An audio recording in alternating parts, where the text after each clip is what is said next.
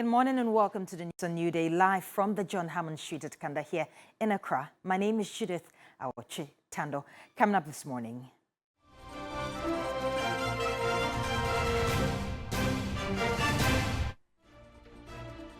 Former Auditor General Daniel Yaw says the Supreme Court ruling on President's 2020 directive for his removal is better late than never.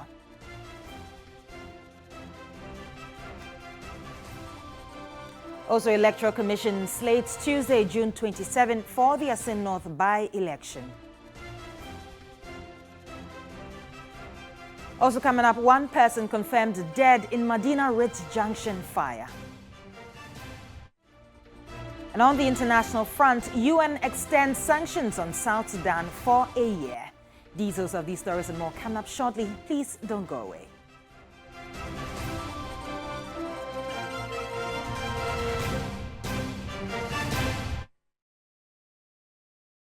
In our first story, 2 years after President Akufo-Addo forced the Auditor General Daniel Yaw to proceed on his accumulated leave, the Supreme Court has, by a unanimous decision, ruled that the President acted unconstitutionally. Now, the Supreme Court, amongst other things, has placed a perpetual injunction on the President from issuing directives to the Auditor General henceforth. Martin Aidoo reports. On Monday, June 29, 2020, the Office of the President directed the Auditor General to take his 123 days of accumulated leave from July 1, 2020, pursuant to Section 21 of the Labour Act. When Mr. Domolevo wrote back to the President to notify him that the decision to ask him to go on leave was not within the remit of the President, a second letter came from the Office of the President to further extend his leave to 169 days. 9 civil society organizations then proceeded to the Supreme Court to seek interpretation of the law allowing President Akufo-Addo to issue such a directive. 2 years down the line, the Supreme Court says the President had no such powers, declaring his act as null, void, and of no effect. The co-chair of one of the CSOs, Citizens Movement Against Corruption, Edem Senanu, says the ruling by the Supreme Court is a clear indication that the executive arm of government cannot interfere in the affairs of independent state institutions like the Audit Service. The manner the whole thing went, it just did not fit well with our legal framework. And so we are delighted, absolutely delighted, that due process has been followed and the highest court of the land has spoken out on this matter conclusively. The beauty of it is that it sends a message to the executive branch of government that one needs to be cautious when there are independent institutions of state set up as a counterbalance and you begin to, as it were, influence their decisions or their processes. That does not augur well for our democracy. So it's a win for Ghana in terms of the separation of powers and the balance of powers in order to make sure that this country can run well. He says the move by President Akufo-Addo affected the surcharging functions of the Auditor General in fighting corruption. As for the quality of the work done, I mean, the other reports that the Auditor General's department have done that we would still say were world-class documents. I mean, if you look at the COVID-19 assessment, I mean, it still highlighted the gaps that we ought to address. But the one major area where we thought that was an important part of holding the executive to book regarding disallowances and surcharges, it stopped once he had left office.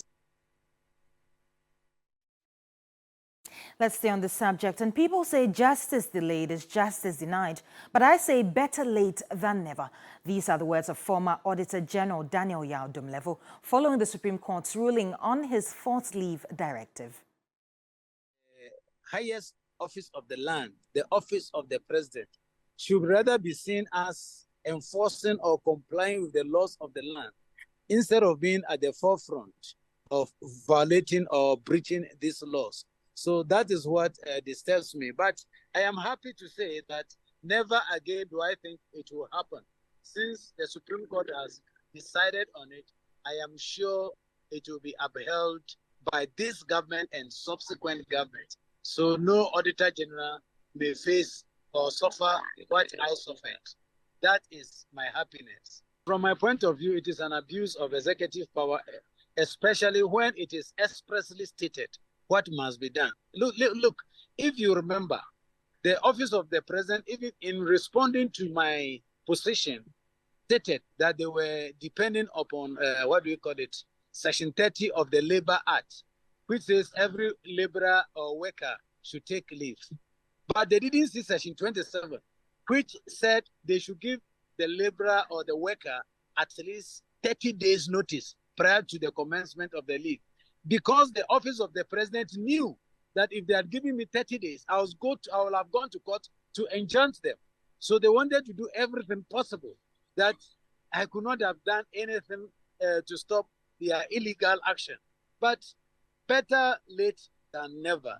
Many people are worried that it is justice delayed and justice denied. I said, well, I think nobody knows that better than the Supreme Court judges. And to me, the timing was also a bit okay for me because the office was so toxic that there was no point in staying in that office. So if they abuse their powers towards me by removing me from danger, I think it was fine.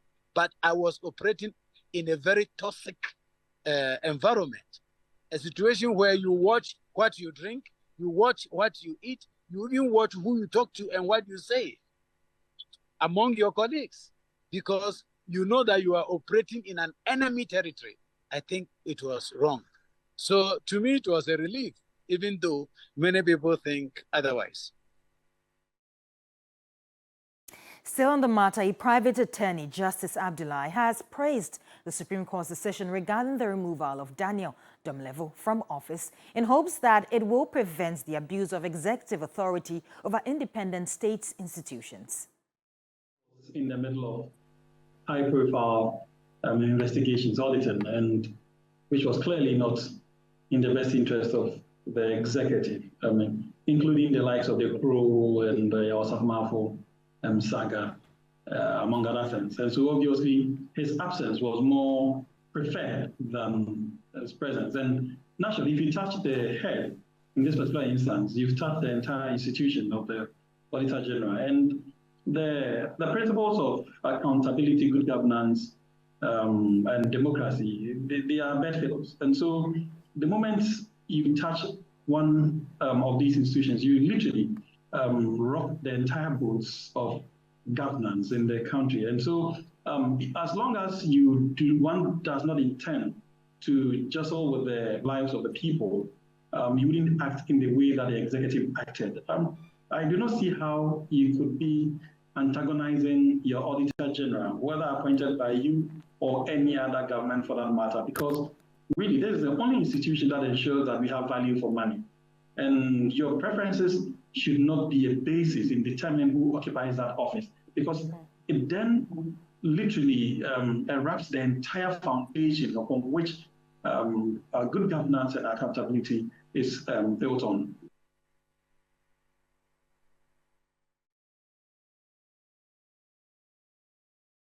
Let's do some politics now. An electoral commission has announced it will hold a by-election in Asin North on June 27. A statement issued by the Electoral Commissioner, Jean Mensah, in accordance with Article 1125 of the Constitution, says the decision followed the annulment of James Chichikweson's position as an MP by the Supreme Court last week. Now, the statement said nominations will be received at the Asin North District Office of the Commission from Monday, June 12 to Wednesday, June 14, from 9 a.m. to 12 p.m. and from 2 p.m. to 5 p.m. on each day.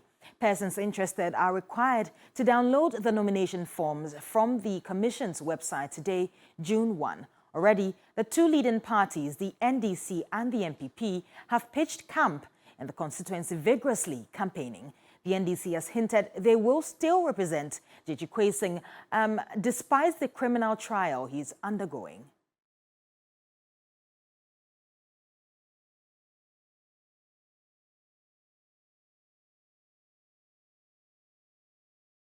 Meanwhile, the new Patriotic Party says it will deploy every strategy, including activation of its youth wing, to win the Asin North by-election. The National Youth Organizer Mustafa Salam was speaking at the party's maiden Truth and Facts Forum. Very soon, there will be another by-election in the Asin North constituency. Yes. We are ready for it. This past weekend, I was in the constituency and I was amazed at the level of development that this government has undertaken there. Superb first-class roads, beautiful astroturf, water projects, schools, just to mention but a few. We are going to Asin North, and let me make a bold declaration that we are going to win it. Hands down. We are going to win it hands down, just like we did in the Kumewu by-election. That horses and chariots are prepared ahead of battles, and every good army will not relent or joke around its preparation ahead of D-Day. Now, away from politics, investigations are ongoing in the case of the death of a 13-year-old JHS2 pupil of the Agonasweju Methodist Basic School, Godfred Ankomah, who died after allegedly being caned by his class teacher. Here's a report. It's been over a week since the death of 13-year-old Godfred Ankomah, who died as a result of alleged corporal punishment. Well, we're here at Agonasweju in the Central Region, following up on this developing story. The family has, however, been unreceptive and unwilling to give any form of information until concrete evidence is established. Meanwhile, inside sources say that an autopsy report is yet to be made on the child. Mother of the deceased, Beatrice White, had earlier revealed that the said teacher gave her son 6 lashes after he had failed to score high marks in an assignment. She indicated that the teacher allegedly hit her son's spinal cord, leading to his death. We visited the Agonasweju Education Directorate, and they tell us that a disciplinary committee has been set up to investigate the matter concerning the teacher in question. For now, the family intends to bury their son on Friday, June 2nd, while they await a court hearing. Judith Awochetando, TV3 News, Agonasweju, Central Region. Now, away from that, recent statistics show that Africa has the world's fastest growing internet population, up by 20%. With 14% of the population being youth, there have been calls to nurture and incubate this group to meet the ever-growing global technological demands. And the tech world is meeting in Marrakesh, Morocco, to advance gains made so far. George Queenan is at the JTX Africa 2023 and reports. Welcome to the lovely rare city of Marrakesh, Morocco, and this place is hosting the inaugural edition of JTX Africa 2023, and it's an annual event held in Dubai, and it is Africa's largest all-inclusive tech and startup event with the participation of tens of thousands of attendees from across the continent, government and ministry delegations, and investors from 34 countries. Indeed, the tech world have gathered to revolutionize the future and also maximize the technological gains of the continent. After 42 years, Africa is hosting this very event. It comes very timely, especially when Africa is trying to grasp its feet in the technological space. And according to the Prime Minister of Morocco, Aziz Aknouch, it's the right time, and Africa, of course, will make some excellent strides in that field, and that Africa's continent is made up of 14% youth, and so it's very crucial that we nurture these talents and also incubate them to meet the ever-growing demand in the technological space. Dr. Gita Mezor is the Minister of Digital Transition and Administration Reform of Morocco. She has challenged African leaders to encourage innovation in promising areas, including AI. Stakeholders are hopeful that after this very event, some partnerships and collaborations will be forged to make giant strides in Africa's technological space and also create the Africa we so much desire. George Queenan, TV3 News, Marrakesh, Morocco. Let's do some education stories now. 19 teachers have taken transfers out of the Boku Senior High School due to the ethnic and chieftaincy conflict. Subjects like integrated science, social studies and English language do not have the full complement of teachers.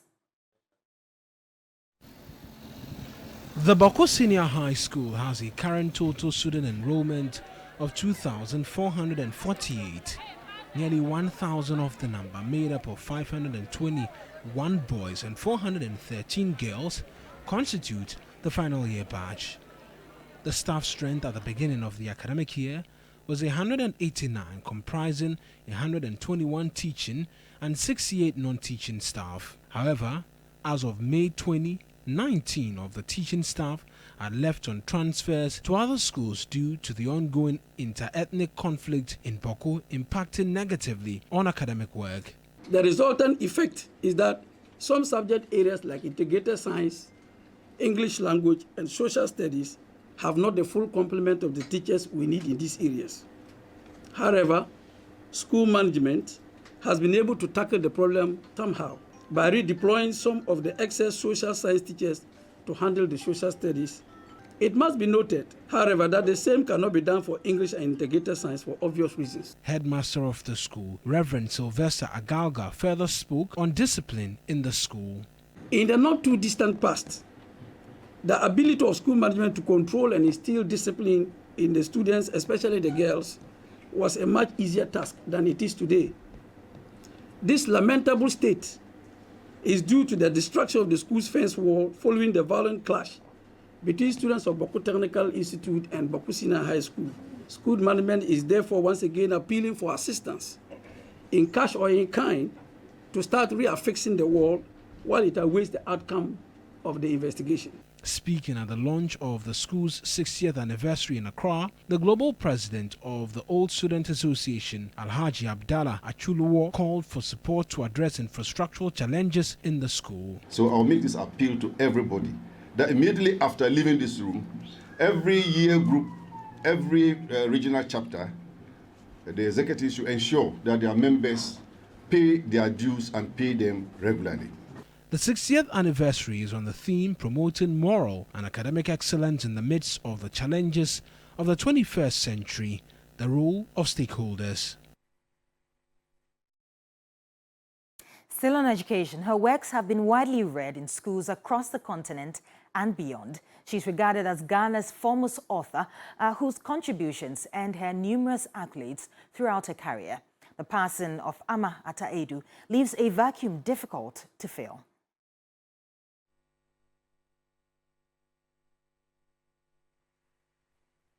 Professor Amai Aidoo tackled different themes comprising gender roles, African identity, post-colonialism, and other subjects that resonated with readers across generations. The one-time politician's prowess transcended beyond the boundaries of fiction to poetry, drama, and essays. She was exceptional and became a major influence on the younger generation of writers, including Nigeria's Chimamanda Ngozi Adichie. With her passing comes a void in the literary world. The heart she touched, the minds she shaped, and her insightful and thought-provoking works. Amai Aidoo believed in a distinctly African identity, which she viewed from a female perspective. My problem with seeing African women, the quintessentially world oppressed and so on and so forth, is that it removes any agency from African women, as if we are just there, to be oppressed, to make babies. One of her interviews criticized colonialism and the ongoing exploitation of Africa's resources. Amai Aidoo was born in a village near Salt Pond in the central region. At the age of 15, she decided to be a writer. She studied literature at the University of Ghana, where she produced her first play, such as The Dilemma of a Ghost, Our Sister Killjoy, and Changes celebrated African women. She won many awards, including the 1992 Commonwealth Writers' Prize for Best Book, Africa. We are mourning her in the appropriate way, but the nation must find the right way to honor her. She was a very proud African. She was not afraid to say what she thought about what the Europeans had done to us. And so she was somebody whose opinion reverberated around the world as far as, you know, the place of Africans in the world. She has left an indelible mark. The esteemed icon's legacy will continue to inspire many forever. Christian Yali, TV3 News. Let's do some international news now. The United Nations Security Council has adopted a resolution to renew for a year till May 31, 2024, arms embargo measures against South Sudan, as well as targeted travel ban and assets freeze sanctions against individuals and entities. Resolution 2683, which was adopted with 10 votes in favor and 5 abstentions, also decides to extend the mandate of the panel of experts which assists the work of the South Sudan Sanction Committee until July 1, 2024. The Security Council gave the UN Secretary-General UN mission in South Sudan and the panel of experts to conduct and report on the progress made since the last extension of arms embargo and targeted sanctions in May 2021, no later than April 15.